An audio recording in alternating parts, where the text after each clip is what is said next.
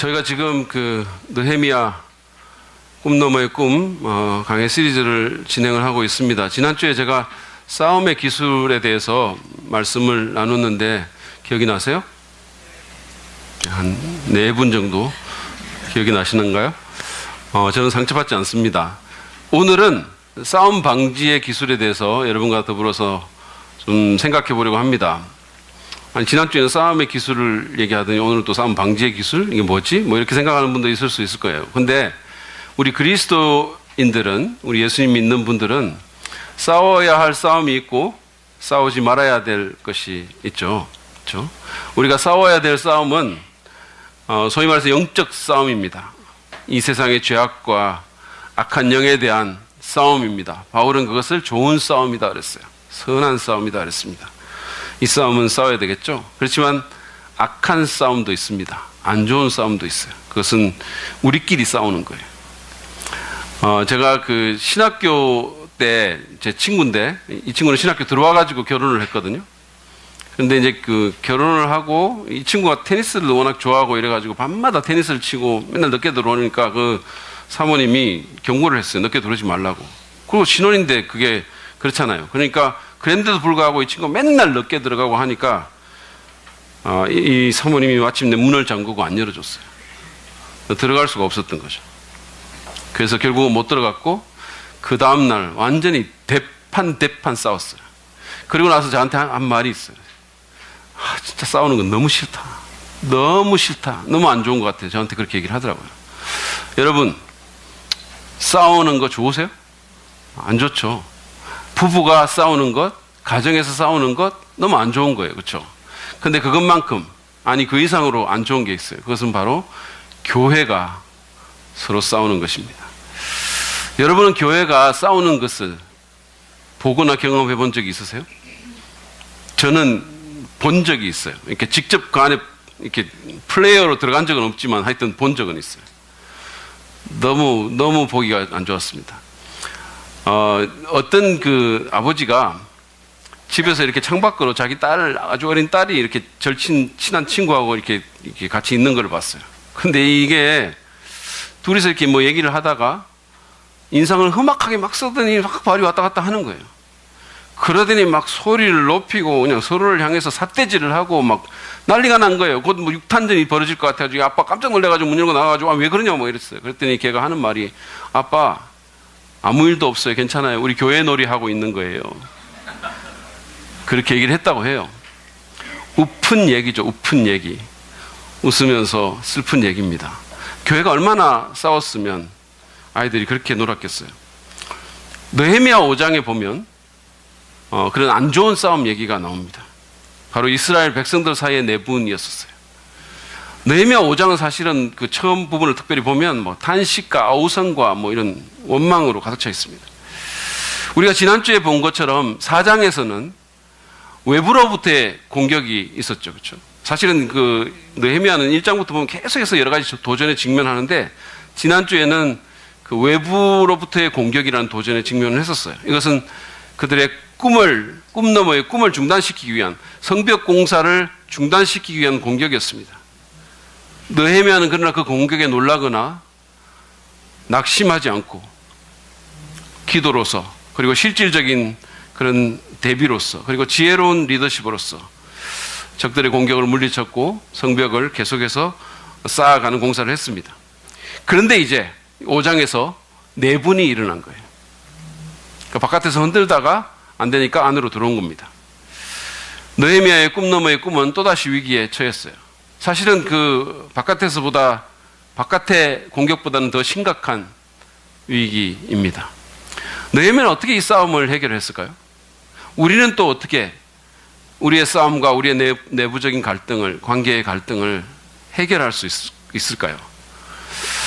저는 먼저 오늘 본문의 얘기를 여러분과 더불어서 좀 나누고 그 다음에 그 질문에 대한 대답을 함께 하기를 원합니다. 우리 얘기는 원망과 아우성으로 시작이 됩니다. 1절을 보시죠. 백성 사이에서 유다인 동포를 원망하는 소리가, 이 백성은 이스라엘 백성이에요. 근데 자기 동포를 원망하는 소리가 크게 일고 있다. 부인들이 더 아우성이다. 같은 이스라엘 사람끼리 지금 분란이 일어났습니다. 그러니까 부인들이 나선 것을 보니까 이것은 집안 살림과 관계된 일임을 짐작할 수가 있어요. 이스라엘의 부인들이 우리 한국의 아줌마처럼 이렇게 전투력이 강하고 무서운지 뭐 그건 잘 모르겠어요. 어쨌든 간에.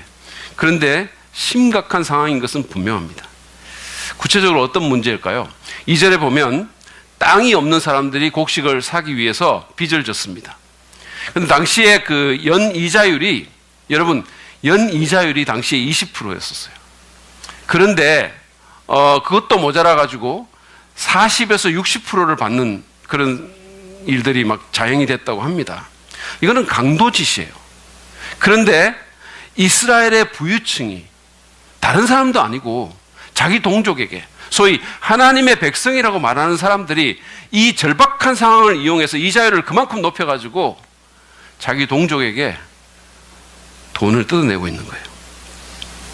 3절에는 땅이 있는 사람들도, 조금 나은 사람들 있죠. 이 사람들도 흉년으로 인해서, 우리 세번역에 보면 이게 흉년이라는 말이 안 나오는데 흉년으로 인해서 밭을 담보로 잡혔어요. 그래서 곡식을 얻었고, 어떤 이들은 페르시아의 가중한 세금 때문에, 그것 때문에 또 땅을 저당 잡히기도 했습니다. 당시에 그 고대 문서를 보면, 성경 외의 문서들을 보면 이게 보존이 되어 있는데, 이 페르시아 제국은 특별히 세금을 많이 매기는 걸로 유명했어요. 그래가지고 이거는 부동산에 세금을 물뿐만 아니라 소출에도 세금을 매기게 하는데, 이게 올해의 소출뿐만 아니라 지난해의 소출까지도 세금을 내게 하는 거예요. 그러니까 어떤 사람들은 그것 때문에 너무 힘들어진 겁니다. 5절을 보면 심지어는 빚을 갚기 위해서 자식을 노예로 파는 일까지 생겨났어요. 그들의 탄식을 한번 들어보십시오. 우리의 몸이라고 해서, 다시 말하면 이 가난한 사람들, 우리의 몸이라고 해서 유다인 동포들의 몸과 무엇이 다르냐? 그 말은 그 부유층 몸과 뭐가 다르냐는 거죠. 우리의 자식이라고 해서 그들의 자식과 무엇이 다르단 말이냐? 그런데도 우리가 아들, 딸을 종으로 팔아야 한다니. 우리의 딸 가운데는 벌써 노예가 된 아이들도 있는데 밭과 포도원이 다 남의 것이 되어서 우리는 어떻게 손을 쓸 수도 없다. 여러분, 상황이 얼마나 심각한지 느낌이 오세요? 유력한 유대인들이 가난한 동족의 아이를 노예로 만들고 있는데 재산은 다 빼앗겨서 어떻게 손을 써볼 수도 없다는 거예요. 여러분의 자녀들이, 10대들이 노예로 팔려가고 있는 거예요. 같은 공동체의 일원들에게. 여러분 같으면 어떻게 하겠어요? 이게 지금 거의 밀란이 일어날 지경이 된 거예요. 느헤미야는 이 아우성을 듣고 분노합니다. 6절을 보세요. 그들의 울부짖음과 탄식을 듣고 보니 나 또한 치밀어 오르는 분노를 참을 수가 없다.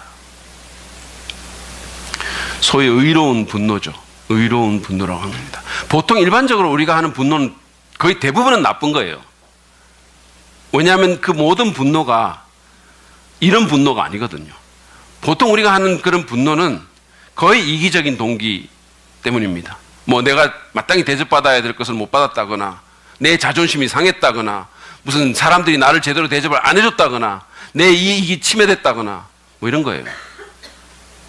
제가 지난 그 금요일 저녁에 햄버거를 사서 먹었어요. 그 이제 음료로서 제가 사이다를 주문을 했는데, 그 자매가 아니고 그 누구죠? 그 점원이 이걸 소다를 저한테 준 거예요. 그래서 교회 사무실에서 이제 버거를 제가 한 입 가득히 물고, 그리고는 이제 음료를 마시는데 이 사이다의 달콤한 맛을 기대하면서 제가 싹 빨았는데 이게 씁쓸한 맛이 입을 가득히 팍 채우는 거예요. 너무 화가 났었어요. 버거킹으로 뛰어가고 싶었어요. 그 제가 이제 나중에 그거를 저희 집사람한테 얘기를 했거든요. 우리 집사람이 그걸 이렇게 듣더니, 아니 요즘 젊은 애들한테는 스프라이트라고 말을 해야지 사이다라고 말하면 어떻게 알아듣냐는 거예요. 그러면서 하는 말이, 당신이 그런 구닥다리 말을 했으니까 당신이 잘못이야, 이렇게 얘기를 하는 거예요. 그래서 제가 더욱 화가 났었어요. 사이다가 왜 말표 사이다 있잖아요. 모르세요? 근데 느헤미야는 지금 그런 이유로가 아니라, 자기 때문이 아니라 하나님을 분노케 하는 일로 인해서 분노하고 있는 겁니다. 그가 성벽을 재건하면서 꿈꾸던 그 하나님 백성의 공동체가 너무 지금 아닌 거예요. 너무 거리가 먼 얘기가 지금 펼쳐지고 있는 겁니다. 하나님의 백성이라고 일컫는 사람들이 하나님의 말씀을 어기고 세상 사람과는 조금도 다를 바가 없이 물질적인 이익만 챙기는 모습에 화가 난 겁니다. 마치 예수님께서 성전에서 장사하는 사람들을 보시고 너무 화가 나서 그들의 상을 뒤엎고 분노하신 것처럼 느헤미야도 그렇게 분노한 거예요. 그러니까 우리가 사실 어떤 면에서 이렇게 예수 믿는 분들이, 특히 지도자들이 온유하고 정말로 그래야 되지만 교회가 교회되기 위해서 때로는 이런 식의 화는, 이런 식의 분노는 내야 될 필요가 있는 겁니다. 근데 성경을 보니까 느헤미야가 이렇게 분노를 해가지고 컵을 벽에다가 막 팍 던지면서 이 도구의 베이비 같은 놈들만 내가 그냥 가만 안 둔다, 그냥 개 박살을 내주겠어, 뭐 이렇게 말을 하는 것을 성경에서 볼 수가 있는 거예요. 맞습니까? 아니죠. 느헤미야가 사실은 분노한 것은 제가 이렇게 보면서 이 사람은 이 내용도 다르지만 방식도 다르다는 생각을 했어요. 길길이 뛰고 막 흥분하고 막 그러지 않았어요. 그는 피해자들의 고소를 신중하게 살폈습니다. 이 말을 듣고 막 화가 나가지고 흥분에 휩싸여서 어쩔 줄 모르면서 그 분노 때문에 뛰쳐나가서 바로 일을 처리한 게 아니라 가라앉혔어요. 그리고 상황이 정확하게 어떤 건지를 살폈습니다. 그리고 이 모든 것의 이유가, 원인이 부유층들의 지독한 고리대금에 있었음을 정확하게 파악을 했어요. 그리고는 그는 귀족들과 관리들을 불렀습니다. 그리고 그들을 책망했었어요. 7절을 보시죠.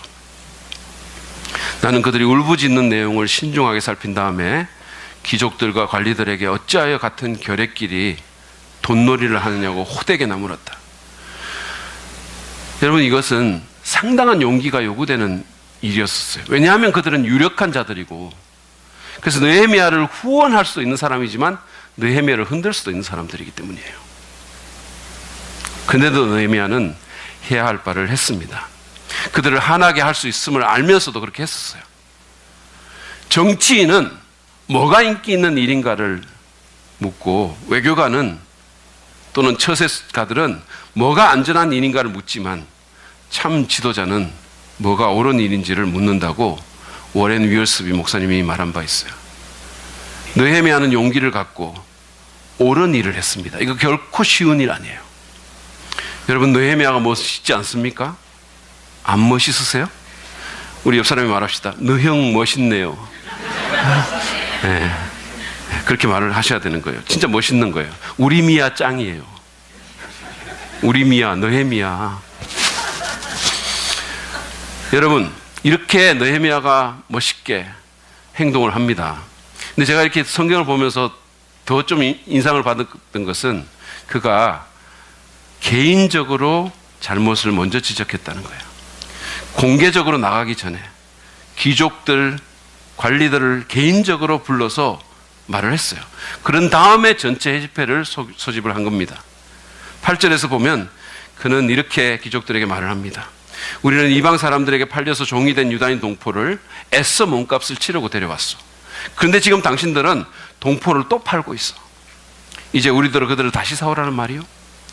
다시 말하면 이 빚진 절박한 사람들의 자식들을 노예로 삼아가지고 이방인들에게 또 팔아넘기고 있는 거예요. 이런 말도 안 되는 일이 지금 벌어지고 있는 거예요.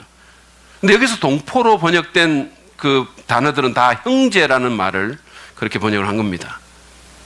느헤미야는 이 이스라엘의 부유층들에게 그들을 단순히 돈벌이의 수단으로 보지 말고 형제로 볼 것을 강조하고 있는 거예요. 그들은 형제입니다. 이렇게 말하고 있는 거예요. 지금 이방인에게 종이 된 유대인들을 몸값을 내고 사오고 있는데, 지금 이스라엘 공동체를 회복시키려고 하고 있는데 당신들은 도로 팔고 있으니 이게 말이 되는 얘기냐는 거예요. 그 말을 듣고 유구무원인 사람들에게 느헤미야가 9절에서 하나님의 말씀과 사명을 상기시키면서 자기의 말을 이어갑니다. 당신들이 한 처사는 옳지 않습니다. 이방인 원수들에게 웃음거리가 되지 않으려거든 하나님을 두려워하며 살아야 합니다. 느헤미야의 요지는 이렇습니다. 그들의 처사는 말씀의 기준에 비추어서 옳지 않다는 거예요. 잘못된 일이라는 겁니다. 뿐만 아니라 그들은 하나님 백성의 그 사명을 망각하고 지금 이스라엘 사람들을 이방인 원수들에게 조롱거리로 만들고 있다는 거예요. 그리고 하나님의 영광을 생각한다면, 그분을 두려워한다면 있을 수 없는 일을 하고 있다는 거예요. 그렇게 그는 그들의 양심을 일깨웁니다. 그리고 10절 11절에서 대안을 제시합니다. 나도 나의 친족도 그리고 내 아랫사람들도, 다시 말해서 자기와 연관된 그 모든 사람들도 백성에게 돈과 곡식을 구워주고 있습니다. 제발 이제부터는 백성에게서 이자 받는 것을 그만둡시다. 이 말이 무슨 말인지 아세요? 우리가 다 나도 그렇게 이자 그 어려운 사람들에게 구워주는데 이자 안 받는다는 거예요. 그러니까 그만하자는 거예요. 그러니 당신들도 밭과 포도원과 올리브밭과 집을 오늘 당장 다 돌려주십시오. 돈과 곡식과 새 포도주와 올리브 기름을 구워주고서 받는 비싼 이자도 당장 돌려주십시오. 그는 이자를 받지 말고 저당 잡힌 물건도 돌려주라고 그렇게 호소했습니다. 새 번역에서 잘 번역한 것처럼 느헤미야는 그냥 명령하고 있지 않아요. 제발 좀 그렇게 하자고 오히려 호소합니다.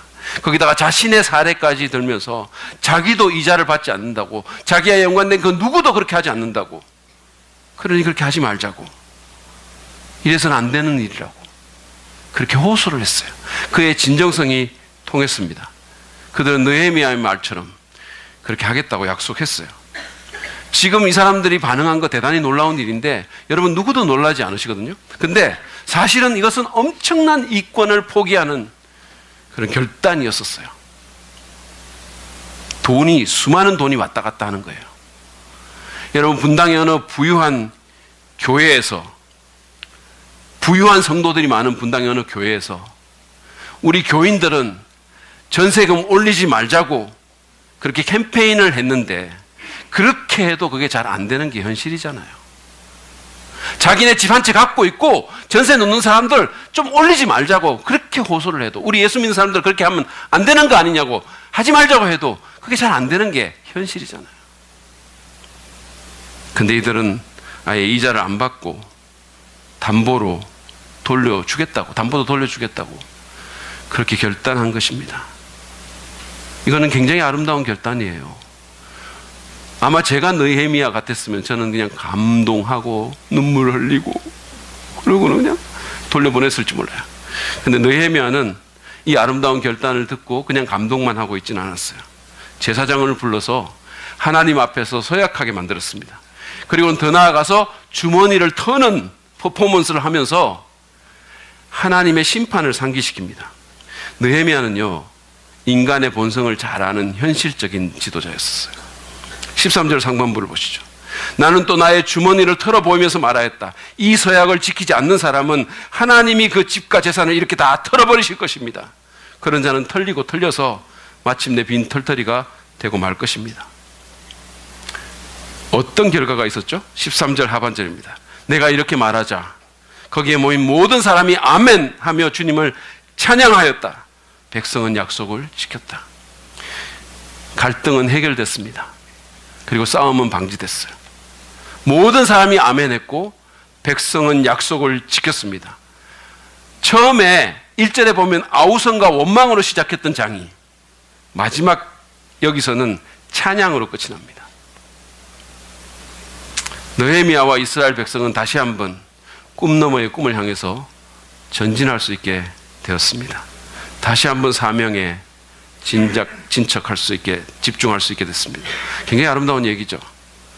우리는 이 아름다운 얘기를 통해서 싸움 방지의 기술에 대해서 무엇을 배울 수 있을까요? 어떻게 하면 우리는 관계의 갈등을 해결할 수 있을까요? 이것이 우리의 질문입니다. 저는 여기에 대해서 여러분과 더불어서 몇 가지를 좀 나누려고 합니다. 근데 혹시 우리 가운데 아직 예수님을 안 믿는 분이 있다 하더라도 제가 지금부터 말씀드리는 것들은 아마 여러분에게 어떤 부분에서 도움이 될 것 같아요. 예수님을 설사 안 믿는다 하더라도 잘 들으시기 바랍니다. 첫 번째는 우리는 갈등의 불가피함을 인식해야 합니다. 오늘 이 본문에서 우리가 보면 사실은 하나님 공동체에서 갈등이 일어났잖아요. 여러분, 인간 사회에서 갈등은 불가피합니다. 우리는 모두 죄인이고 본질상 이기적이기 때문이에요. 본질상 자기중심적입니다. 이것은 믿는 사람의 모임에서도 마찬가지예요. 비록 우리가 하나님의 한량없는 은혜로 예수 그리스도 안에서 용서받고 새로운 피조물이 됐지만 여전히 옛자 죄의 잔재가 우리 안에 남아있기 때문에 우리는 여전히 다툴 수 있고 여전히 갈등할 수 있음을 인정해야 합니다. 사실은 우리가 이상적으로 여기는 초대교회에서도 갈등이 있었어요. 거기서 싸움이 있었습니다. 심지어 믿음의 거장인 바울과 바나바도 서로 싸운 적이 있었어요. 싸움을 막고 갈등을 해결하려면 그 불가피함을 인식해야 합니다. 그래야 미리 대비할 수 있고 갈등의 상황이 와도 크게 낙심하거나 당황하지 않고 그것을 해결할 수가 있는 거예요. 여러분, 교회에서도 가정에서도 갈등이 있을 수 있어요. 크리스찬 부부 가운데서 그럴 수 있습니다. 어느 목사님 부부가 결혼 40주년을 가졌는데 그 기념식에서 한 참석자가 물었어요. 목사님 부부는 이런 세상 가운데서 어떻게 큰 소리 한 번 안 치고 40년을 해로할 수 있었습니까? 사모님이 대답했어요. 우리는 결혼 초에 화가 나거나 불만이 있으면 서로 싸우는 대신에 뒷마당을 거닐기로 약속했습니다. 그러자 목사님 옆에서 저는 저의 결혼 생활 대부분을 뒷마당에서 보냈습니다 라고 말을 했다는 거예요. 여러분, 아무리 경건한 사람도 갈등할 수 있고 싸울 수 있어요. 션과 정혜영 부부는 결혼한 지 14년이 됐다고 하는데 한 번도 싸운 적이 없다고 하거든요. 저는 이 사람들이 정상이 아니라고 봅니다. 왜 아멘 안 하세요? 정상 아니에요. 우리는 갈등의 불가피함을 인식하고 그렇게 함으로써 오히려 스스로를 돌아보고 더 조심할 수 있어요. 그리고 주님의 도우심을 구하고 주님께 더 의지할 수 있습니다. 정말 그럴 수 있어요. 그리고 더 지혜롭게 해결할 수 있어요. 두 번째로 오늘 본문에서 우리가 이 갈등을 해결하는 문제에 대해서 배우는 것은 우리가 관계의 갈등을 우선적으로 해결하려고 해야 된다는 거예요. 가장 우선적으로. 이 문제를 뒤로 미루거나 묻어둬서는 안 된다는 겁니다. 느헤미야는요, 이 문제를 그냥 묻어두려거나 아니면 적당히 봉합하고 지나가기를 원치 않았어요. 그는 이 문제의 즉각적이고 완전한 해결에 최선을 다했습니다. 관계의 갈등을 풀거나 그것을 방지하는 일은 쉬운 일이 아니에요. 여러분 다 해보셨겠지만 상당히 고통스럽습니다. 굉장히 어려워요. 그렇기 때문에 우리가 이 적당한 선에서 그냥 이렇게 덮으려고 하는 경향이 있어요. 이게 문제가 있는데 이거를 그냥 적당히 그냥 아주 피상적인 평화로 만족하고 넘어가는 거예요. 왜냐하면 그걸 끄집어내는 게 너무 고통스러우니까. 양탄자 밑으로 이렇게 집어넣고 골마 터질 때까지 회피하고 외면하기가 쉬운 겁니다. 여러분 혹시 방 안에 코끼리라는 그런 표현 들어보셨어요? Elephant in the room 들어보셨어요? 이게 무슨 뜻일까요? 방 안에 코끼리가 있다고 해봅시다. 아니 지금 이 예배실 안에 코끼리가 있다고 해봅시다. 괜찮으세요? 이거 굉장히 심각한 문제죠. 이거는 못 볼 수가 없는 문제예요. 근데 아무도 이 방 안에 코끼리에 대해서 말하지 않고 마치 없는 것처럼 행동할 때 이런 표현을 씁니다. 예를 들어서 아버지와 아들 사이에 갈등이 있어요. 서로 말도 안 합니다. 원망과 적대감이 그냥 안에서는 막 자라고 있어요. 그런데 모두가 이 문제를 아는데 근데 마치 그 문제가 없는 듯이 외면하며 사는 거예요. 그냥 피상적으로 안 싸우고 그냥 사는 거예요. 그걸 푸는 것이 너무 힘들게 느껴지기 때문이에요. 그러다가 코끼리가 한번 휘저으면 그 폐해는 이루 말할 수가 없게 되는 겁니다. 우리는 관계의 갈등을 심각하게 여기고 이것을 해결하는 데 우리의 우선순위를 둬야 됩니다. 예수님께서도 하나님께 예배드리러 온 그 예배자들에게 만약에 인간관계에 어떤 문제가 있으면 그거 먼저 해결하고 와서 예배드리라고 말씀하셨잖아요. 여러분, 인간은 삼위일체 하나님을 닮아서 관계적인 존재로 만들어졌어요. 우리가 관계에서 불행하면 다른 어떤 것이 있어도 우리는 행복할 수가 없어요. 따라서 가정도 교회도 이 관계 문제를 심각하게 받아들이고 이것을 잘 갖고 나가도록 노력해야 됩니다. 여기에 우선순위를 둬야 된다는 말씀이에요.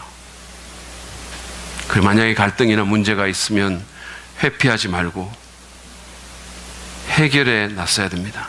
이게 그냥 뒷마당만 거닌다고 그냥 해결될 문제가 아니라는 거예요. 제 친구는 자기 부인과의 사이에 어떤 불만이나 어떤 문제가 생기면 그러면 처음부터 그걸 적당하게 묻어주지 말고 풀자고 그렇게 아예 처음부터 약속을 했대요. 그리고는 부엌에 징을 매달았다고 합니다. 징 치는 거. 그래가지고 만약에 어떤 문제가 생기면 누가 친대요. 이렇게 징. 그러면 부엌으로 오는 거예요. 그리고 식탁에 앉아서 이야기를 시작합니다. 속이 뒤틀릴 정도로 솔직한 얘기들을 한다는 거예요. 그리고 그 문제를 해결하고 간다는 거예요. 여러분 한번 해보고 싶으세요? 근데 사실은 이게 쉬운 일이 아니죠. 그런데 갈등이 골마 터지고 회복 불능의 상태로 악화되는 것보다는 낫잖아요. 물론 우리 갈등의 해결은 우리의 힘만으로는 불가능합니다. 주님이 도와주셔야 돼요. 저는 사실은 인간관계의 갈등 때보다 더 간절히 기도하는 경우가 잘 없어요. 왜냐하면 이게 인력으로 안 되는 걸 알기 때문이에요. 제가 부부싸움을 하더라도 부부싸움 하면 처음에는 씩씩대죠. 막 씩씩 그러다가 그냥 기도를 합니다. 처음에는 기도도 그것도 막 이렇게 고소하는 기도, 막 일러바치는 기도 막 이런 걸 하다가 나중에 되면 정말로 막 이게 막 그래 돼요. 그러면 하나님 도와주시라고.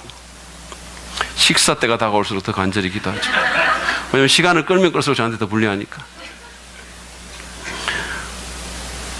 하나님께 기도하고 성령의 인도하심을 구하고 관계의 갈등 해결에 우선적으로 나서는 저와 여러분 되시길 바랍니다.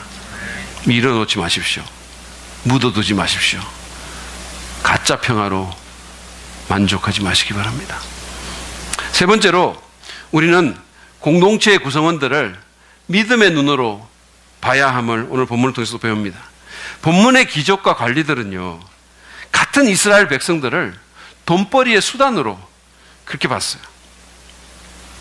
오늘날 우리 자본주의 세계에 사는 우리가 잘 그러는 것처럼.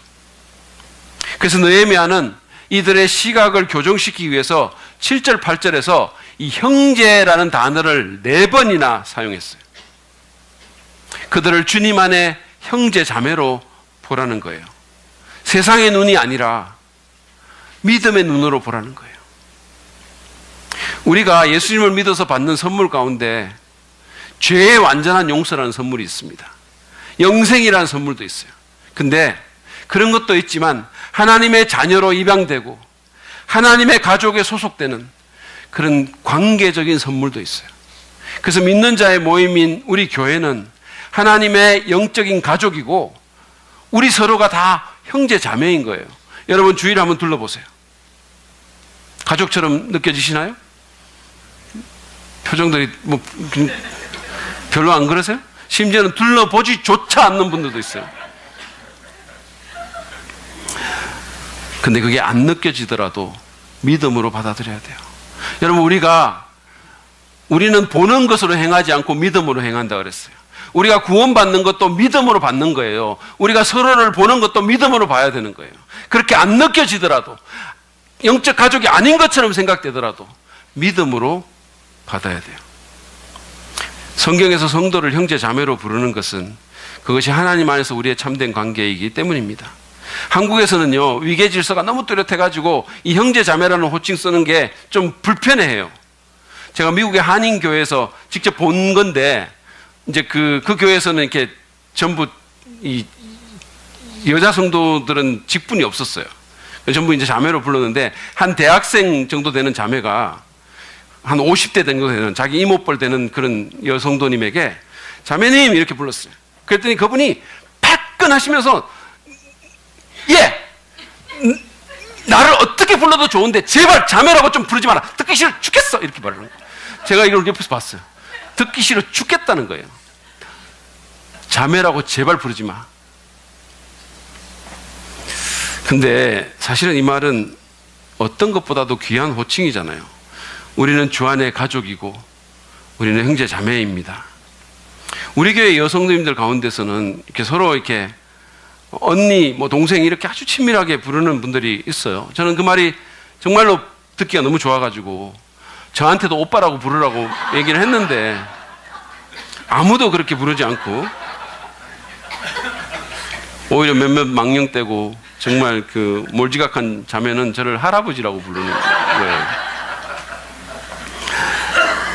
여하튼 우리의 가정에서건 아니면 교회에서건 믿음의 눈으로 공동체의 구성원들을 봐야 됩니다. 믿음의 눈으로 봐야 돼요. 여러분 가정에서도 마찬가지예요. 여러분의 배우자는 단지 여러분의 배우자가 아니고 하나님의 아들이고 하나님의 딸입니다. 그렇게 우리가 볼 수 있어야 돼요. 믿음으로 봐야 됩니다. 우리 성도들은 같은 아버지를 둔 예수의 피를 나눈 형제요 자매들입니다. 경제적인 이익의 수단이나 경쟁의 대상이 아니라 용납하고 용서하고 사랑해야 될 나의 가족들이에요. 그것이 당장 안 느껴지더라도 믿음의 눈으로 그들을 보려고 노력하는 저와 여러분 되기를 바랍니다. 네 번째로 우리가 또 배울 수 있는 것은 우리의 내분이, 우리의 내적인 갈등이 꿈과 사명의 진척에 치명적임을 우리는 깨달아야 합니다. 우리가 서로 이렇게 갈등하는 게 우리만의 일이 아니라는 얘기예요. 느헤미야는 내부 분열 중인 이스라엘 사람들에게 그들의 행위가 이방인 원수들에게 웃음거리가 된다고 그렇게 상기를 시켰어요.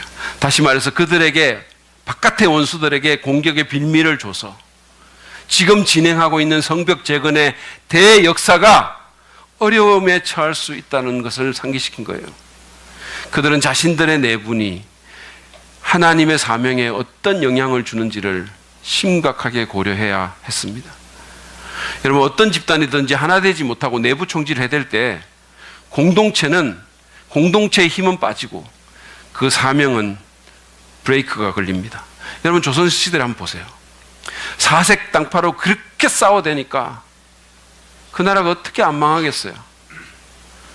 그게 만약에 안 망했다면 도로 더 이상한 거예요. 지금 우리나라도 저는 내부적으로 너무 분열이 돼가지고 심각한 우려를 안 할 수가 없는 거예요. 이게 한 나라가 맞는지 그런 생각이 드는 거예요. 교회도 마찬가지예요. 무엇보다도 교회는 지켜보는 세상 가운데 있음을 언제나 기억해야 됩니다. 제가 청년 때 예수님 믿고 얼마 안 돼가지고 제 친구 하나한테 복음을 전한 적이 있거든요. 저하고 같이 유학도 가고 한 친구인데, 근데 이 친구가 이제 복음을 듣고 별 반응이 없었어요. 그리고 한 2, 3년쯤 지났을까요? 제가 또 이제 그런 기회가 생겨가지고 또 복음을 전했거든요. 그때 이 친구가 저한테 하는 말이, 네가 처음에 나한테 그 얘기를 했을 때부터 지금까지 너를 계속해서 지켜보고 있었어. 이렇게 얘기를 하는 거예요. 그 말을 듣는 순간에 등으로 식은땀이 막 흐르면서 머리에 필름이 막 돌아가는 거예요. 아니, 내가 지금 막 어떻게 했지? 여러분, 안 보는 것 같지만 세상은 우리를 지켜봅니다. 여러분, 집 아파트 문에 사랑 믿는 교회라고 그거 명찰 있죠? 여러분 옆집에 사는 분들 그거 보거든요. 근데 계속 나오는 소리가 악쓰는 소리, 뭐 어떤 소리, 세상은 우리를 봅니다. 만약에 우리가 세상과 똑같이 자기 이익 따지고 서로 갈등하고 작은 문제로 싸우고 서로를 미워한다면 세상은 우리의 말에 귀를 기울이지 않을 겁니다. 오히려 우리를 조롱하고 공격할 거예요. 근데 만약에 그 반대의 경우라면 그들은 오히려 다시 볼 수 있지 않을까요?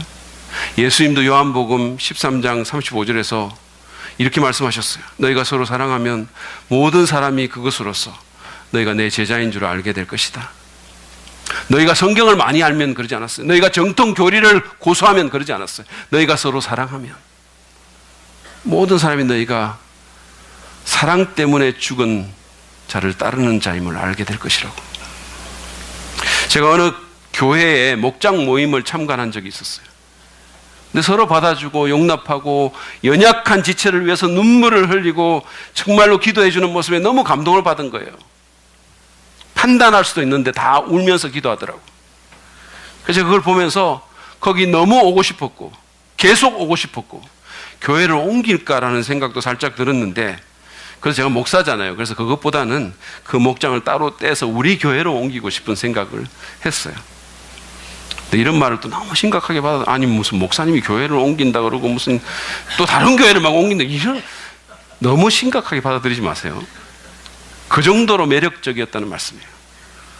여러분 기억하십시오. 내부 분열과 싸움은, 갈등은 우리의 원수에게 틈을 줄 것이고 우리의 힘을 뺄 것입니다. 그리고 우리의 사명을 중단시킬 거예요. 그것은 우리의 꿈을 죽이게 될 것입니다. 앤디 스탠리가 말한 것처럼 비전은, 그리고 꿈은, 사명은 일치의 환경에서는 성장하지만 분열의 환경에서는 죽습니다. 그 사실을 기억하고 깨닫는 것이 갈등 해결과 싸움 방지에 너무도 중요할 것입니다. 마지막으로 우리는 성령의 이끄심에 따라 바로 회개하고 결단해야 돼요. 그것이 오늘 본문을 통해서 우리가 배우는 또 다른 중요한 기술입니다. 느헤미야는 시간을 끌지 않았어요. 갈등의 참 이유와 해결책에 대해 주의 깊게 살펴보고 기도로 준비했지만 일단 실행에 옮긴 후에는 정강석화처럼 그렇게 움직였습니다. 그래서 사람들의 즉각적인 결단을 촉구했어요. 미루지 않았습니다. 그의 이런 리더십에 따라서 유대의 귀족과 관리들도 동족에게 이자를 받고 동족을 종으로 팔아넘기는 등의 비성경적인 행위들을 즉각적으로 말씀의 기준에 합당하도록 고치겠다고, 돌이키겠다고 그렇게 결단을 했어요. 우리의 갈등과 우리의 내분도 느헤미야 같은 리더의 중재로 해결에 이를 수가 있습니다. 그런데 이런 인간 중재자가 없더라도 우리에게는 성령님이라는 중재자가 계세요. 사실 느헤미야라는 이름은 주님의 위로, 야훼의 위로라는 뜻인데 성령님이야말로 우리의 위로자시잖아요. 그분이 우리의 마음을 감동시키고 그분이 우리의 잘못을 지적하시고 회개를 촉구하시고 오늘 본문의 느헤미야처럼 도전하실 때 우리는 즉각적으로 반응할 필요가 있어요. 다음에 하겠다고 미루면 계속해서 미뤄지는 거예요. 우리 가정에 있는 갈등의 문제들, 겉으로 안 드러났지만 우리 마음속에서 자라고 있는 어떤 문제들, 우리 공동체 가운데 있는 문제들, 목장 가운데 있는 문제들, 주님께서 우리에게 도전하실 때 내가 버려야 될 어떤 행습들을 주님이 말씀해 주실 때 미루지 말고 즉각적으로 반응할 필요가 있다는 말씀이에요. 왜냐하면 자꾸 미루면 그것이 계속 미뤄지면서 그 다음이 결코 오지 않을 수 있어요. 어떤 미루는 버릇을 가진 사람이 서점에서 그것을 고치는 법에 대한 놀라운 책을 발견한 거예요. 최고의 권위자가 쓴 그 책을 이 사람이 샀어요. 그리고는 기쁜 마음으로 그것을 갖고 가서 내일 읽겠다면서 밀쳐놨어요. 근데 그 다음 날에도 또 내일 읽겠다고 미뤘어요.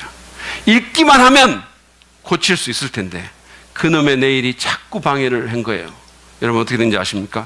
그는 결국 죽을 때까지 그 책을 못 읽었어요. 그래서 그의 묘비에는 내일에는 반드시 다 읽을 거야 라는 말이 새겨졌다고 합니다. 믿거나 말거나. 교회에도 이런 분들이 있는 것 같아요. 말씀 듣고 은혜 받았는데 뭔가 뭉클했는데 결단과 실행을 자꾸 미루는 거예요. 여러분에게 지금 관계의 문제에 대한 성령님의 어떤 도전이 있으십니까? 지금 이 순간에 가족 간에 성도들 사이에 풀어야 될 문제가 있습니까?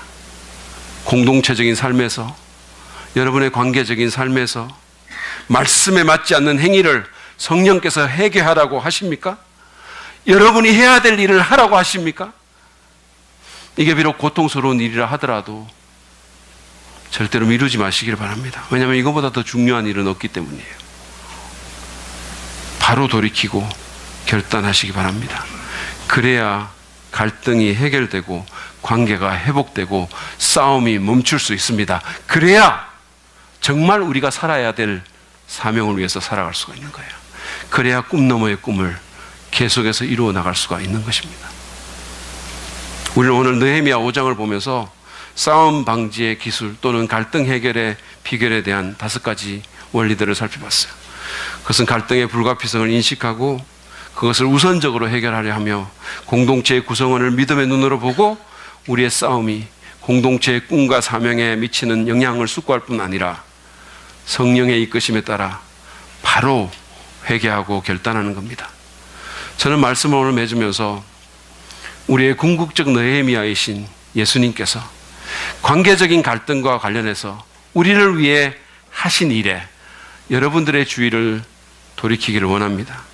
그분은 죄와 반역으로 말미암아 하나님과 원수되었던 우리를 하나님과 화해시키기 위해서 우리 대신 십자가에 달려 우리의 죄값을 담당하셨습니다.